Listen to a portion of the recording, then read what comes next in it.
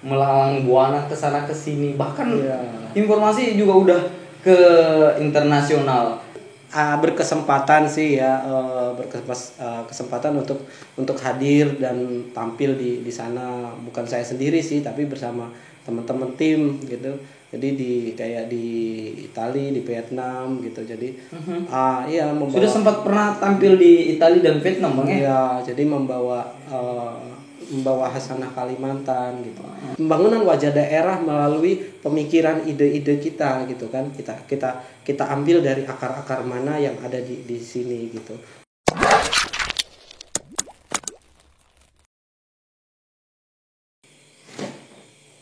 Assalamualaikum warahmatullahi wabarakatuh. Hari ini atau malam ini kita lagi kedatangan tamu dengan salah satu tokoh budayawan yang ada di Kabupaten Penajam Pasir Utara dan sudah go nasional. Langsung saja kita perkenalkan Bang Jamaloge. Halo, selamat malam. Malam Bang. Iya. Mohon maaf ini sudah mengambil waktunya atau menyita waktunya. Sedikit kita diskusi tentang budaya. Sedikit sebelumnya saya sempat baca-baca biografi Bang Login. Bang Jamaloge. Iya. Sempat kuliah di Jogja gitu dan cukup lama di sana ya. Iya, betul. Dari SMA. Dari SMA ya. Dari SMA malah. Bahkan sudah dari SMA. SMA sudah di sana. Sudah di sana. Iya, SMA. Terus kemudian jadi SD SMP di sini, kemudian lanjut studi SMA-nya di sana, kemudian sekalian sudah lanjut kuliahnya. Lanjut kuliah di sana sampai sempat kerja juga, jadi mungkin sekitar 13 tahun di sana. Terus kemudian masuk di dunia seni, kan informasi yang saya baca atau ya sedikit informasi yang saya tahu, kan sarjana ekonomi. Kok bisa lari ke situ gitu loh, Bang? Kayak apa ceritanya? Nggak tahu ya, hari ini itu menjadi passion, pada akhirnya passion saya, jiwa saya. Jadi emang kalau kepikiran hari ini ternyata perjalanan karirnya, perjalanan hidupnya bersinggungan dengan seni dan kebudayaan, kemudian sosial kemasyarakatan. Kenapa dulu nggak ngambil kuliah jurusan seni aja ya diisi gitu? Iya. Terus kan ini dari ekonomi pindah ke budaya, bukan pindah sih sebenarnya. Artinya melenceng. melenceng. Ya waktu itu kan tidak kepikiran bakal nanti endnya ternyata jalannya di seni gitu. Jadi kenapa di ekonomi waktu itu kan jurusan ekonomi sedang trend in gitu. Banyak banget teman-teman ngambil ekonomi dan saya juga salah satunya yang juga pengen banget ekonomi kayak gitu. Akhirnya kuliahnya ya di ekonomi. Ekstrakurikuler atau apa gitu di kampus? Di kampus ada sih UKM seni ya, UKM seni, tapi ikut di situ, aktif di situ.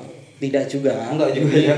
Maksudnya ikut hanya beberapa segmentasi saja sama teman-teman. Jadi lebih perjalanan seninya terasah itu justru malah di luar kampus itu lebih banyak atau lebih besar gitu. Nah, saya di Yogyakarta itu kan banyak kumpul sama teman-teman yang seniman jalanan, kemudian nongkrong di angkringan di beteng gitu kan, Malioboro. Nah itu sering dan ternyata seru gitu, dan akhirnya ketemu satu kelompok yang memperagakan performance art, seni.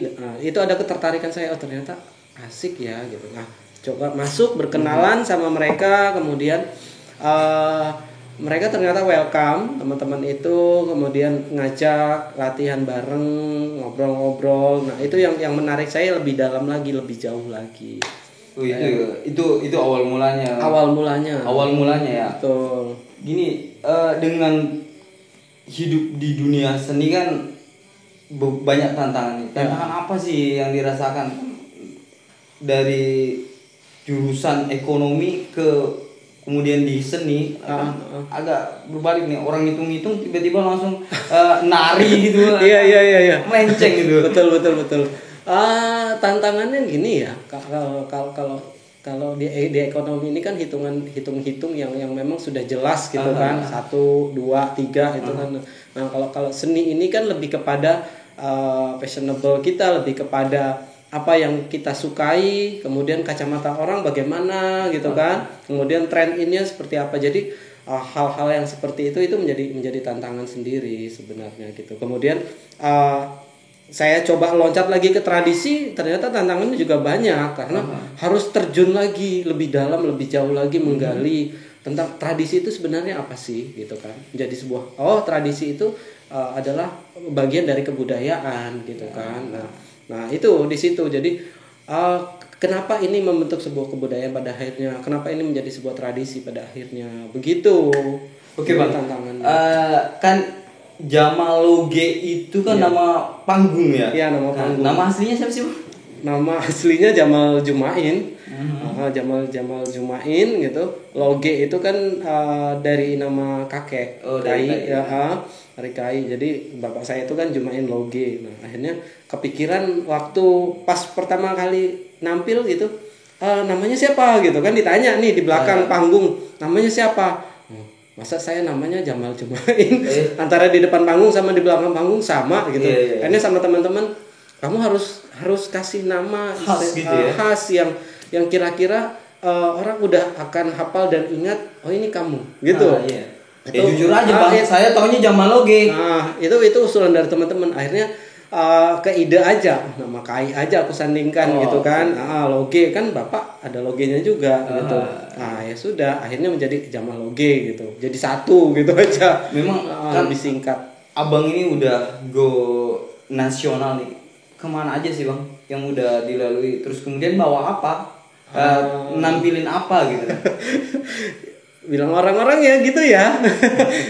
Go nasional, saya sendiri belum ini sih belum rasa gitu, tapi yang jelas pernah tampil di betul di Palembang, terus kemudian perjalanannya sih tampil panggung sih sudah di banyak daerah gitu, banyak di mana aja itu Bang? Provinsi, ya di Jawa, Pulau Jawa itu kan kota-kota besar, kemudian di Sumatera kayak gitu. Nah bahkan ada beberapa di antaranya kan dipercaya untuk mengisi panggung-panggung yang menurut saya dan teman-teman, wah ini bergengsi nih, acaranya bukan yang biasa-biasa gitu. Panggung kan. Apa tuh Bang yang buat orang-orang seni itu sesuatu yang bergengsi, itu panggung yang seperti apa sih Bang? Yang jelas acaranya ya acara-acara resmi lah gitu. Acara-acara resmi seperti yang bakal mau dilakukan ke depan ya. Jadi kan ada informasi mau melaksanakan kegiatan juga nih. Iya betul, nanti di tanggal 27 September itu kan ada Hari Pariwisata Dunia, gitu kan, dari Dinas Pariwisata Provinsi Kaltim itu datang ke Penajam dan mempercayakan kepada saya gitu dan teman-teman untuk menyajikan sebuah trilogi penyajian nanti kayak gitu. Jadi ini sama teman-teman lagi menyiapkan trilogi itu gitu kan. Jadi membuat kapan tuh Bang? Tanggal 27. Itu nanti live streaming jadi di beberapa daerah kayak di Penajam sendiri, kemudian nanti ada dari Kabupaten Pasir, Grogot, kemudian ada nanti dari Kutai Barat sama dari Tenggarong. Itu nanti live streaming bersama dengan Presiden Siok juga nanti. Presentasi. Jadi kita di sini lagi merancang apa sih yang akan kita sajikan gitu kan. Kalau bicara ini kita nanti hasanahnya Kalimantan. Oke, Kalimantan. Tapi apa yang mau ditampilkan dari Kalimantan nih? Oke, Bang. Menarik nih. Kita ngomongin tentang masuk ke wilayah Kalimantan. Tampilan Bang Jamal sendiri tuh, Bang Jamaloge sendiri tuh bawa khas PPU atau bawa khas Kalimantan atau bawa khas nasional? Kita bawa khasnya PPU lah. PPU gitu ya. PPU. Enggak, maksud saya setiap beberapa kali tampil di tingkatan nasional. Kalimantan. Kalimantan. Iya pasti bawa Kalimantan. Tarian apaan, jadi saya tidak berbicara hanya soal Penajam Pasir Utara atau pasirnya sendiri, tidak, tapi begitu di luar berarti kan Kalimantan, karena kan orang lebih mengenal secara lebih luas Kalimantan Timur. Nah, jadi Saya menari itu ada yang membawakan tradisi, tapi ada juga yang membawakan kontemporer. Oh, ada gitu. juga yang kontemporer. Iya, Ya? kontemporer gitu. Jadi apa sih yang pilihan saya dalam penyajian kontemporer itu lebih kepada basic-basic, dasar-dasar gerak, kemudian ide-ide yang bisa dimunculkan dalam bentuk penyajian, tapi punya bukan nuansa yang pengen kita sajikan, tapi rasa. Rasa Kalimantannya bagaimana? Oh, rasa Iya. Kalimantannya yang Iya, jadi bukan itu pilihan kami, saya dan teman-teman. Kita jangan hanya sekedar bermain dengan nuansa gitu, tapi lebih kepada rasa gitu kan. Jadi oke, kita keluarkan secara bentuk tapi juga rasa gitu. Nah, baru kita combine lah gitu, kita kombinasikan kayak gitu. dengan ya kita ngeliat Bang ya, kalau dengan kondisi seni saat ini kan mensosialisasikannya itu kan dengan era teknologi yang begitu kencang, terus kemudian adanya kegiatan-kegiatan anak-anak di handphone ya, main game masih bukan. Itu kan bagian dari tantangan. Bahkan ini mesti kita tahu nih bahwa Bang Jamal ini beberapa waktu lalu juga terpantau bahwa beliau itu aktif mengajar tari. Ya nggak tahu saat ini, kita tanya aja langsung. Gimana sih, masih nggak sih Bang untuk masalah tari sendiri? Ya. Kan ini berhadapan dengan kondisi anak-anak yang modernisasi yang betul-betul kental saat ini. Jadi kalau kemarin kan saya kebetulan ada kontrak kontrak untuk mengisi atau mengajar ekskul seni, membina, membangun ekskul seninya di beberapa sekolah gitu. Nah, tapi juga sekaligus membuka ruang kelas di rumah sendiri gitu. Jadi tempat ada sanggar sendiri gitu ya? Sanggar ya namanya? Atau apa Bang? Kalau mungkin bisa dikatakan sanggar atau pendidikan seni tari ya, seni tari. Kalau saya kan banyak bergeraknya di situ, jadi di rumah sendiri ya kayak gitu. Jadi sebelum mengenalkan seni yang lain, saya pendekatannya melalui seni tari dulu gitu kan. Dari seni tari nanti passion setiap anak pasti akan kelihatan. Oh ternyata lebih cenderung dekat ke musik gitu. Nah, bagaimana mendekati mereka ke musik gitu. Mungkin ada yang sukanya gambar dan desain. Oke, berarti ini bisa disambungkan ke disiplin desainnya gitu kan, ilmu seni desain dan sebagainya. Jadi seperti itu. Oke Bang, kita lanjut bicara tentang karya. Bang Jamal gini kan udah melalang buana ke sana ke sini, bahkan informasi juga udah ke internasional. Betul itu Bang ya? Ya, informasi. Ya, kebetulan berkesempatan sih ya, kesempatan untuk hadir dan tampil di sana. Bukan saya sendiri sih, tapi bersama teman-teman tim gitu. Jadi di Italia, di Vietnam gitu. Jadi sudah sempat pernah tampil di Italia dan Vietnam Bang ya? Iya, jadi membawa hasanah Kalimantan gitu. Nah, kemudian karena saya juga bergerak di dunia kontemporer. Nah, melalui dunia kontemporer ini saya berbicara isu apa itu Bang? Lingkungan.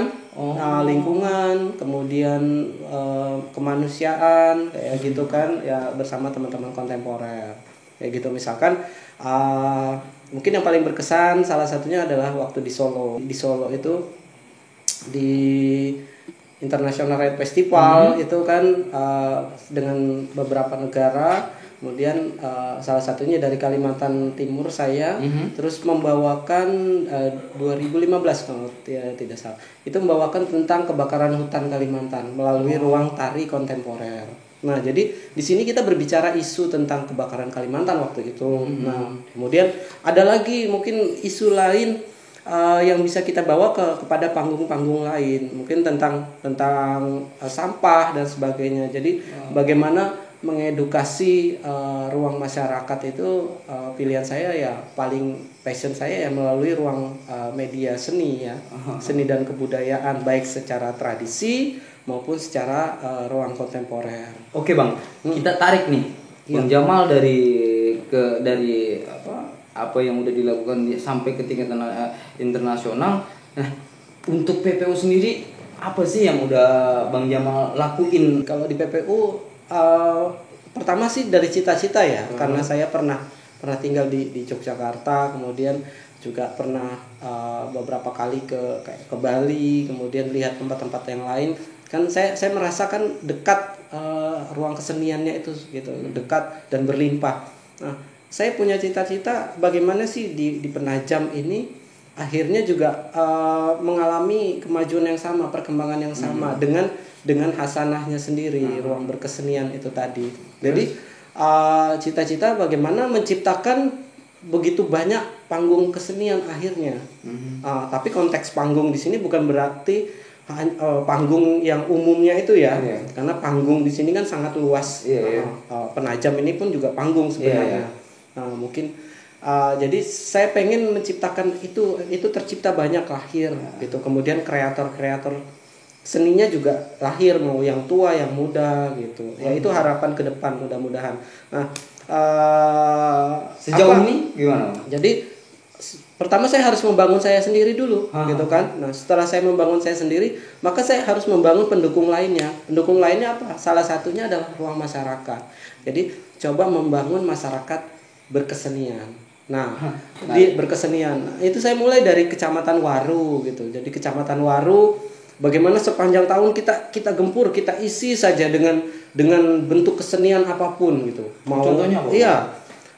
Saya bikin pemutaran layar tancap gitu kan di depan SDR bareng sama teman-teman di situ. Kemudian bikin panggung-panggung kesenian baik di Warunya sendiri maupun di Bangun Mulia gitu kan. Nah, kemudian apalagi musik, baru pelatihan-pelatihan buat masyarakat, buat anak-anak gitu. Jadi turun sampai ke tingkatan bawah, Bang. Iya, betul kayak gitu. Jadi kita harus menyentuh semuanya, semua usia gitu. Jadi kemudian nanti biarkan perjalanan pada akhirnya nanti menemukan sendiri polanya, bentuknya gitu. Nah, paling tidak spirit semangat di tengah masyarakat itu sudah mulai tumbuh. Masyarakat berkesenian itu tumbuh, bahwasanya ternyata ruang berkesenian ini sangat sangat luas gitu ya. Luas, kemudian sangat berarti gitu ya. Berkesenian sebagai bentuk mungkin hiburan, mengusir penat, tapi juga berkesenian sebagai bentuk nilai edukasi, tapi juga sebagai tuntunan, bukan hanya sebagai tontonan dan hiburan, tapi juga tuntunan. Tapi juga berkesenian mungkin sebagai ruang kreativitas, mengasah kreativitas kita jadi semakin tajam, jadi semakin banyak lagi gitu kan, dengan mencoba ini, mencoba itu, penelitian ini, penelitian itu gitu kan. Nah, jadi bongkar pasang pada akhirnya kan seperti itu. Jadi tidak melulu orang yang di Jakarta itu ahli dan mahir, gitu kan. Bahwasanya mereka di sana kenapa bisa kita katakan ahli dan mahir, karena 24 jam hampir setiap hari mungkin mereka dekat dengan hal-hal yang itu gitu.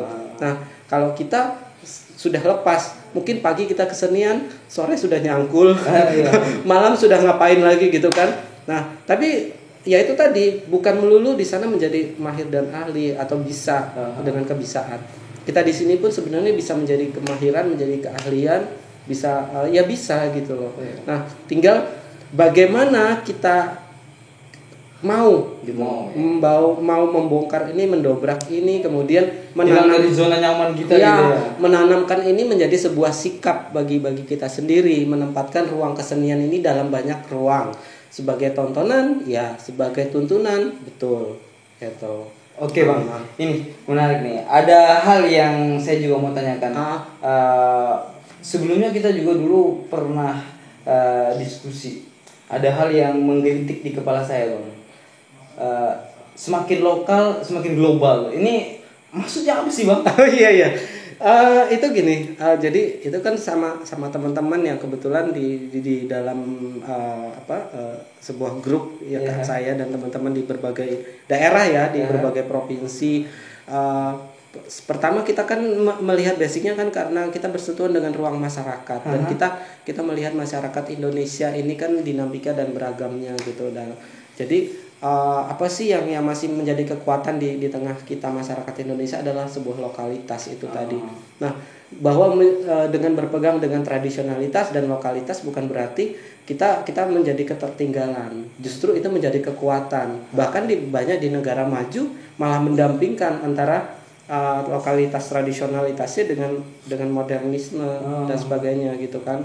Jepang, Korea, India, mereka kan negara-negara yang sudah duluan, tapi mampu mengkombinasikan antara tradisional. Ada hari di mana mereka harus berpakaian ala mereka, gitu. Tapi mereka tetap menjadi negara maju kan? Kayak gitu. Jadi maksud saya semakin lokal semakin global adalah bagaimana kita tetap merawat Indonesia ini melalui lokalitas tadi. Kita mungkin tinggal di desa, di kampung, di tempat kecil. Jangan kampung bukan berarti kampungan. Iya, gitu ya. Jadi bukan berarti terus semangat kita runtuh. Yang harus kita globalkan adalah cara pandang kita, sudut pandang, pemikiran kita gitu. Bahwasanya ini adalah sebuah nilai sebenarnya. Tinggal bagaimana ini menjadi nilai tambah yang lebih lagi nilainya gitu loh. Melalui pemikiran kita tadi. Mungkin melalui kemasan, kita rapikan atau kita majukan lagi dan sebagainya. Sehingga kita tidak pernah ada kata end, akhir, selesai, sudah, itu tidak ada, tapi akan terus kayak gitu. Oke Bang, ini terakhir nih Bang, apa sih yang jadi harapan seorang Jamaloge di dunia seni untuk bisa mengembangkan ini ke tingkat, apalagi kondisi kita mau menuju IKN? Iya. Saya sebagai ini ya yang bergerak di seni dan budaya itu kan pilihan saya gitu. Bagi saya adalah ruang berkesenian dan berkebudayaan juga menjadi salah satu faktor pembangunan gitu kan. Banyak pembangunan karakter juga melalui kesenian itu juga pas bisa gitu. Kemudian pembangunan wajah daerah melalui pemikiran ide-ide kita gitu kan. Kita ambil dari akar-akar mana yang ada di sini gitu. Nah, pada waktunya saat ini nanti akan menjadi IKN gitu. Kita sudah harus siap dengan segala sesuatunya gitu kan, dengan lokalitas kita, dengan identitas kita, entitas kita. Itu kita sudah harus siap segala sesuatunya. Saya rasa begitu. Kenapa? Itu harus dimulai dari sekarang. Kenapa? Sebelum segala sesuatunya nanti akan menjadi terlambat atau bias gitu ya. Menurut Abang sudah siap nggak kita dengan dunia seni kita dan siap menyongsong IKN? Siap. Sudah siap Bang? Siap banget. Tinggal kitanya lagi. Iya, siap. Kenapa? Karena saya membawa hal-hal yang sederhana banyak gitu. Tapi tinggal bagaimana kita percaya diri gitu untuk takjim kepada apa yang kita bawa itu tadi. Saya rasa sudah siap. Iya. Mantap. Makasih banyak Bang untuk waktunya. Ke depan kita minta mungkin ada waktunya lagi kita akan bahas lebih luas tentang dunia seni sehingga ini bisa jadi pelajaran buat kita semua. Oke, mungkin segini dulu Bang kita bahas. Ke depan kita akan bahas jauh lebih luas lagi bicara tentang dunia seni dan apa yang kemudian kita harapkan bersama tentang seni. Oke. Mungkin itu Bang, terima kasih banyak untuk waktunya. Salam hormat kami dari Sampul Said. Betul. Dan minta maaf sudah mengganggu waktunya. Dan, santai. Oke. Maju terus dunia seni Penajam Pasir Utara. Oke. Sekian dari saya Said Hasan dan Bang Jamaloge. Terima kasih. Billahi taufiq wal hidayah. Assalamualaikum warahmatullahi wabarakatuh.